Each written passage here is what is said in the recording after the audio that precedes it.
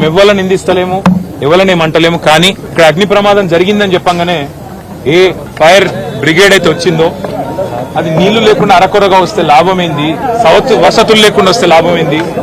వచ్చిన ఆ fire service వాళ్ళు కూడా మాకు మాస్క్ లేదు కాబట్టి లోపలికి పోలేకపోతున్నామంటే ఇంతకంటే న్యాయం ఉంటుందా? అట్లే వచ్చిన అంబులెన్స్ లో కూడా మాస్కులు పెట్టకపోతే, ఎందుకంటే ఎప్పుడైనా అగ్ని ప్రమాదంలో ఆ పొగతోని ఊపిరాడదు, ఆ ఊపిరాడకనే ఊపిరి పోతుంది, ప్రాణాలు పోతాయి. అట్లాంటప్పుడు ఆక్సిజన్ మాస్కులు లేకుండా, అట్లాంటప్పుడు వచ్చిన అంబులెన్స్ లో కనీస సౌకర్యాలు లేకుండా వస్తే ఎట్లా? ఆ సౌకర్యాలు ఆ ఫైర్ ఇంజన్ ల అంబులెన్స్ లో ఉంటే కొన్ని ప్రాణాలు బతుకుతుండే, కొంతమంది అన్న మా వాళ్ళు బతుకుతుండే అనే బాధ. ఇలా రాజకీయం లేదు, ఎవరిని తిట్టేది లేదు. కానీ ఒకటి మాత్రం వాస్తవం, ఇంత లాపర్వా ఉంటే మాత్రం ప్రజల ప్రాణాలు మల్లబోయే ప్రమాదం ఉంది. వాళ్ళు ఎంత గొప్ప వాళ్ళంటే ఒకటే కుటుంబంలో 17 మంది చచ్చిపోయినాక కూడా వాళ్ళు అంటున్న మాట ఏంది ఇక్కడికి వచ్చినాకంటే ఎవరిని తిడతలేరు, వాళ్ళు రాజకీయం చేస్తలేరు, ఎవరిని ఫలానా వాళ్ళు మంచోళ్ళు కాదు చెడ్డోళ్ళు అంటలేరు.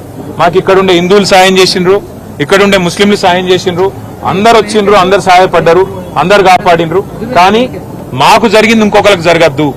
కనీసం ఇప్పుడన్నా ప్రభుత్వం మేల్కొనాలే, ఇప్పుడన్నా ముందుకొచ్చి ఈ రాష్ట్రంలో ఈ నగరంలో మళ్ళొక్క ప్రాణం ఫైర్ యాక్సిడెంట్ లో పోకుండా కాపాడండి సార్, మాకు అంతకంటే ఏమొద్దు. దయచేసి మీరు వచ్చిండ్రు సంతోషంగా, భవిష్యత్తులో ఇట్లా కాకుండా చూసుకోండి అని ఒకటే ఒక్క మాట వాళ్ళు చెప్తున్నారు. నేను ప్రభుత్వాన్ని కూడా అడిగేది ఒకటే, మీరు దయచేసి రాజకీయాలు నడుస్తూనే ఉంటాయి, తిట్టుకునుడు, మనం అసెంబ్లీలో తూకిత్తా అంటే మైకిత్తా రోజులో నడుస్తూనే ఉంటది, మేము దాని గురించి రాలే. కానీ ఇప్పుడన్నా ఎండాకాలం వచ్చిందంటే మున్సిపల్ మంత్రి గాని, మున్సిపల్ అధికారులు గాని, పోలీసు వాళ్ళు గాని, ఫైర్ ఇంజిన్ వాళ్ళు గాని ఓ రివ్యూ పెట్టుకోవాలి, సమీక్ష చేయాలి, ఎక్కడ ప్రమాదం జరిగితే. ఎందుకంటే ఇది densely populated area, old city అంటే ముఖ్యంగా చార్మినార్ అంటే ఎక్స్ట్రీమ్లీ డెన్స్లీ పాపులేటెడ్ ఏరియా. ఇక్కడ ఒక ఫైర్ ఇంజన్ రానికి పోనికి కూడా జాగుండదు, తెల్లారు లేస్తే అంత ట్రాఫిక్ ఉంటుంది ఇక్కడ. మరి ఇక్కడ ఏమన్నా అయితే ఎట్లా అనే ఒక ఆలోచన ముందు నుంచి ఉండాలి. ఇక్కడ ఫైర్ హైడ్రెంట్స్ పనిచేస్తున్నాయా లేవా, నీళ్ళు ఏడికెళ్ళి తేవాలి, ఇంజన్ అంటే వచ్చింది, నీళ్ళు ఏడికెళ్ళి తెచ్చుకోవాలి, లాస్ట్ మినిట్ లా ఆ సోయి ఉండాలి, అధికారులకు ట్రైనింగ్ ఉండాలి, ఎప్పటికప్పుడు మాక్ డ్రిల్స్ ఉండాలి. అవేవి లేవు, ఇది మంచిది కాదు. రెండోది, అంబులెన్స్ వచ్చినాక ఆక్సిజన్ మాస్కులు లేకపోతే ఫైర్ యాక్సిడెంట్ అయిన కాడికి ఏం లాభం? వాళ్ళ బాధ అంతా ఏంటంటే 17 మంది చిన్న పిల్లలు 8 మంది పోయినారు. ఇంతకంటే అన్యాయం ఉంటుందా సార్? దయచేసి ఇంతకంటే దుర్దినం మా జీవితంలో లేదని వాళ్ళు చెప్తున్నారు.